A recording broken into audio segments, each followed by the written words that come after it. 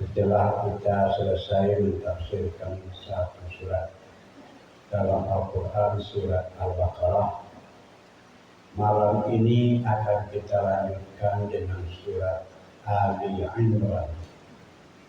Nama suratnya Ali Imran. Kenapa diberi nama surat Ali Imran? Karena di dalam surat ini nanti akan menjelaskan tentang keluarga Imran. Ali, keluarga Imran, nama seorang laki-laki. Imran itu adalah ayah daripada Siti Maryam. Nantinya dia akan melahirkan seorang nabi bernama Isa. Nabi Isa. Nah, jadi yang paling banyak dijelaskan nanti tentang Siti Maryam, tentang melahirkan Isa tanpa bersuami. Surat ini diturunkan di Madinah. Disebutlah tergolong kepada surat-surat Madaniyah. Jumlah ayatnya 200 ayat. Nah, itulah surat Ali Imran. Kita mulai dari yang pertama. A'udzu billahi minasy syaithanir rajim. Bismillahirrahmanirrahim. Alif Lam Mim.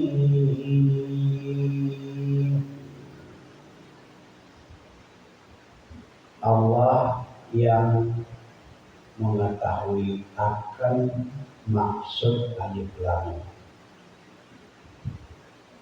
Jadi hanya orang tidak tahu apa maksud alif lam itu. Orang pasti tidak tahu tentang maksud alif lam, maka dia menyerahkan saja kepada Allah. Maka diartikannya Allah yang mengetahui akan maksud alif lam. Tetapi ada sebagian ahli tafsir mencoba-coba menafsirkan, mencari-cari pengertian alif lam itu. Ada yang mengatakan ini namanya huruf muqatta'ah. Namanya huruf muqatta'ah. Huruf kependekan, ada kepanjangan atau akronim bahasa, singkatan. Lalu apa artinya alif lam mim itu? Alif itu katanya Allah.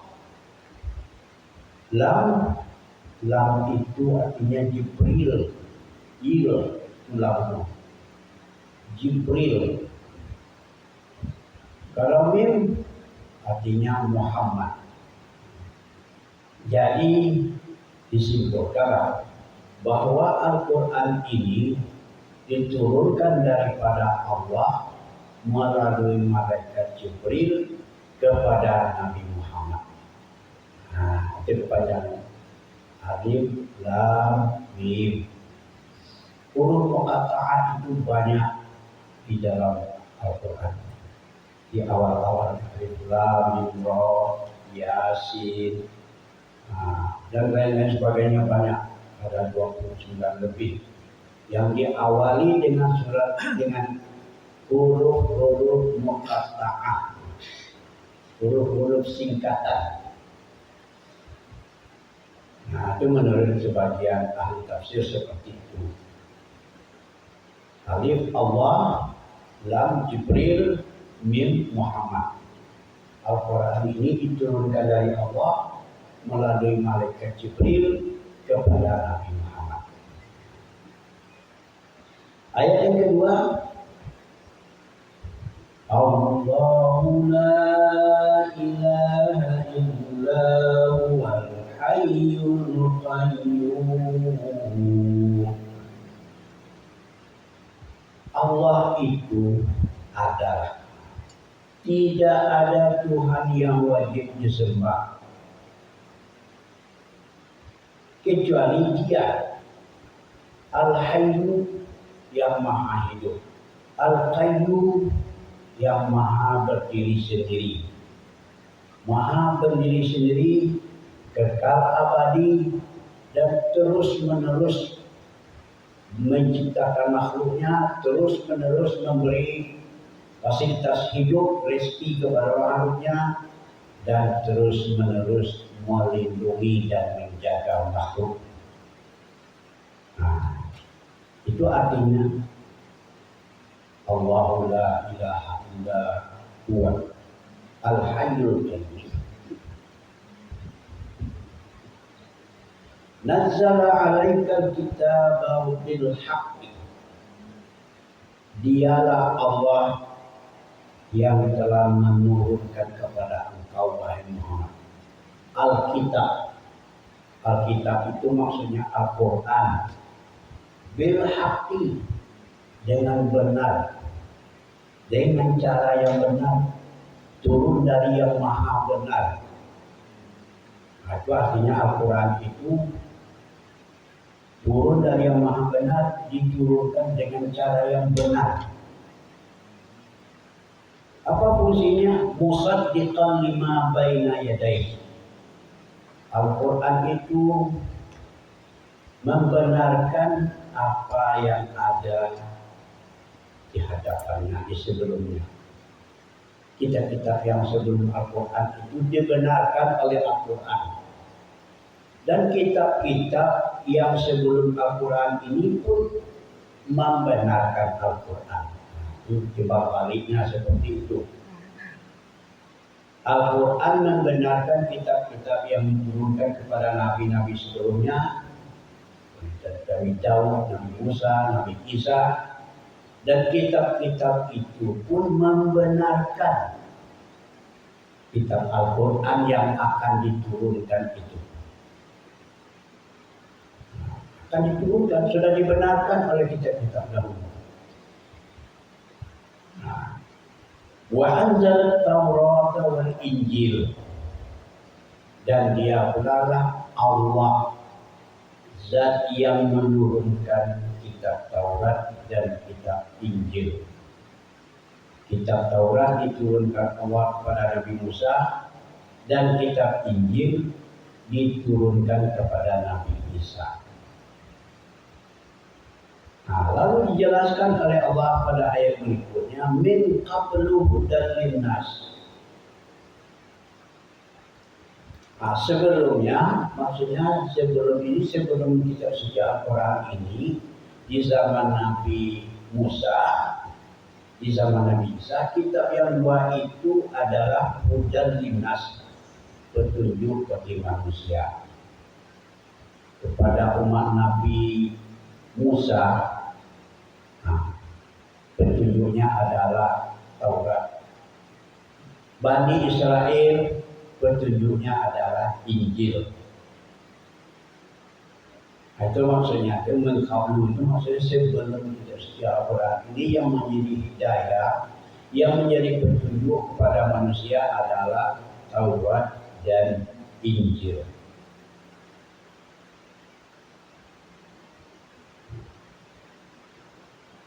Wa anzalal furqan. Nah, setelah berlalu masa Nabi Musa, Nabi Isa itu setelah berlalu lama lagi, sampailah masanya kepada Nabi Muhammad SAW.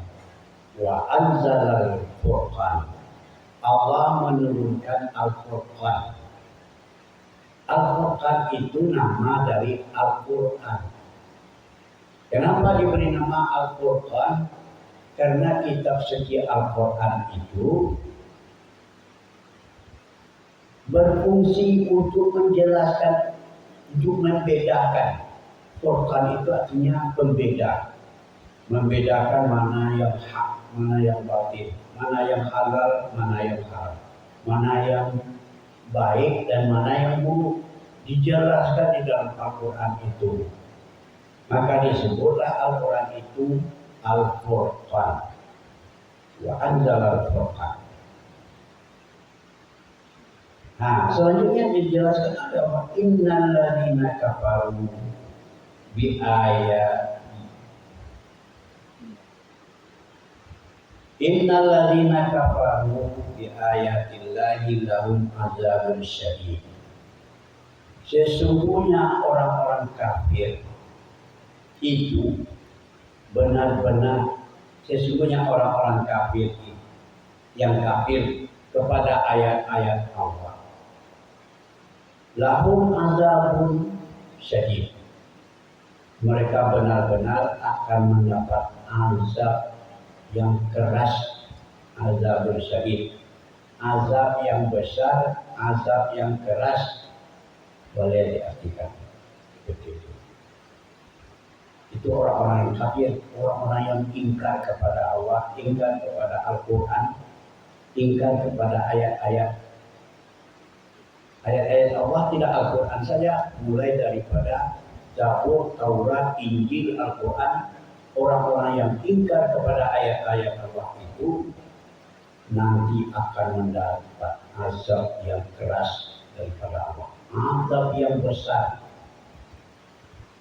Wallahu azizun dzuntiqam. Allah itu maha perkasa. Maha perkasa itu maksudnya Allah itu maha keras, maha perkasa siksaannya kepada orang-orang kafir. Dzuntiqam, dia mempunyai siksaan. Allah lah yang mempunyai siksaan. Dzun mempunyai intiqam, siksaan. Nah, oleh sebab itu terserah kepada Allah akan diberinya siksaan yang keras atau siksaan yang ringan, karena Allah yang mempunyai siksaan itu.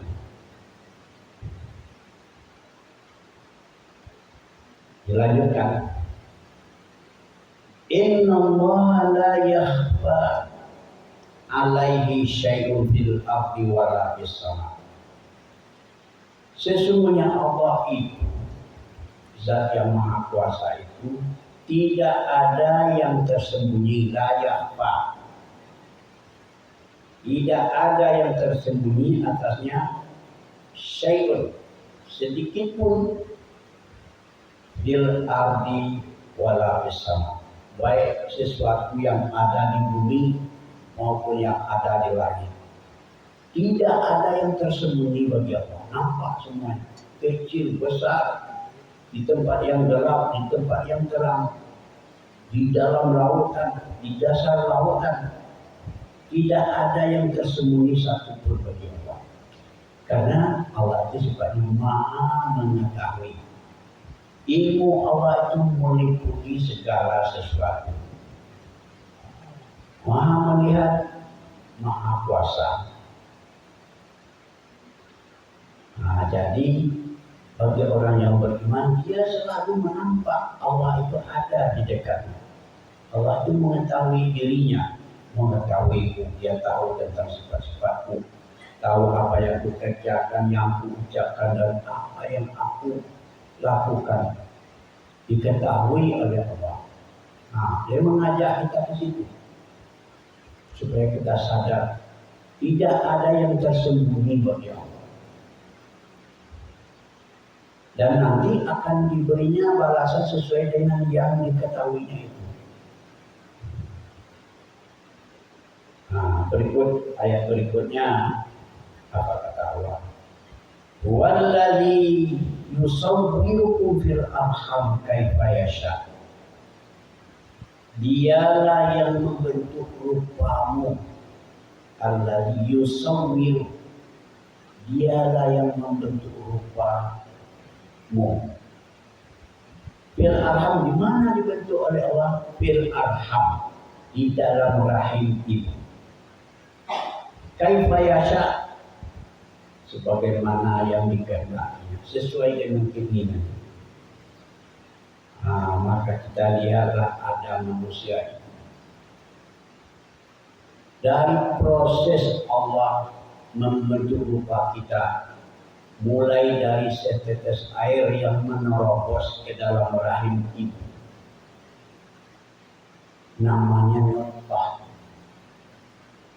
Setetes air 40 hari lamanya menjadi nutfah.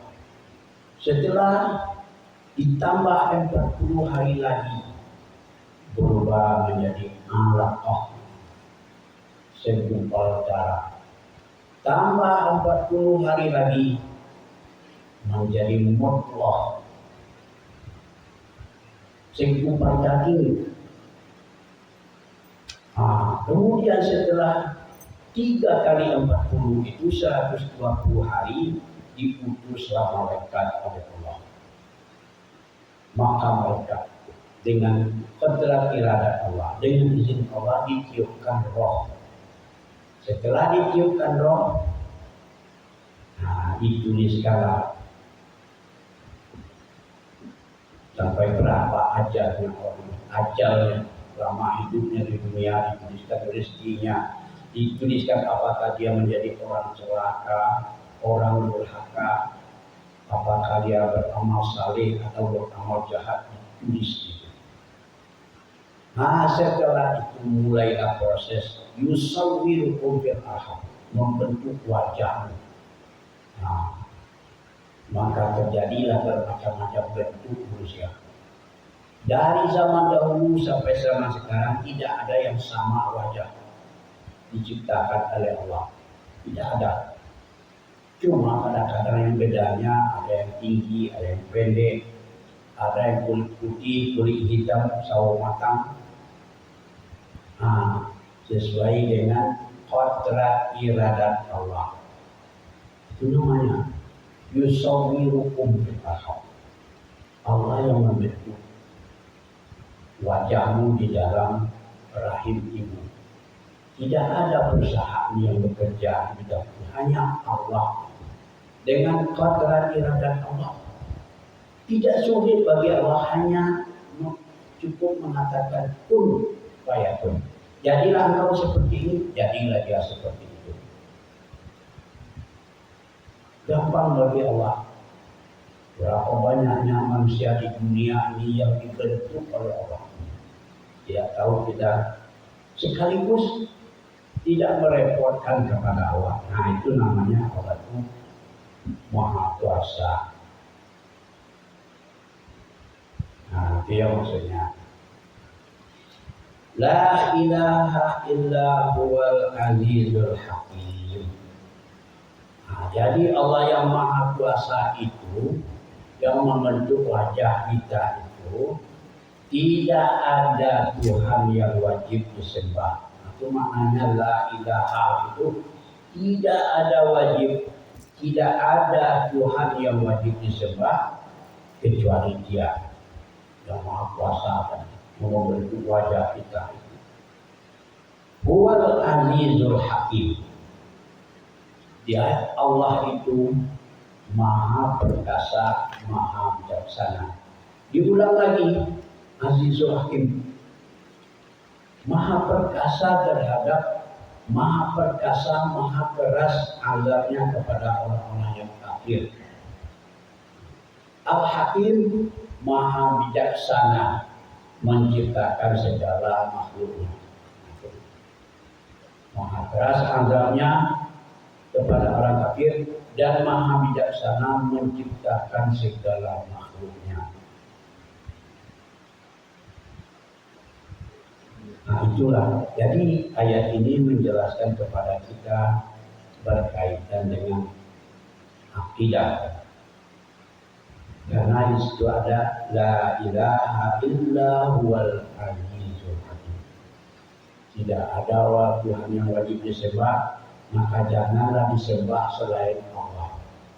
Jangan patung yang disembah, berhala yang disembah, dan makhluk-makhluk lain jangan disembah.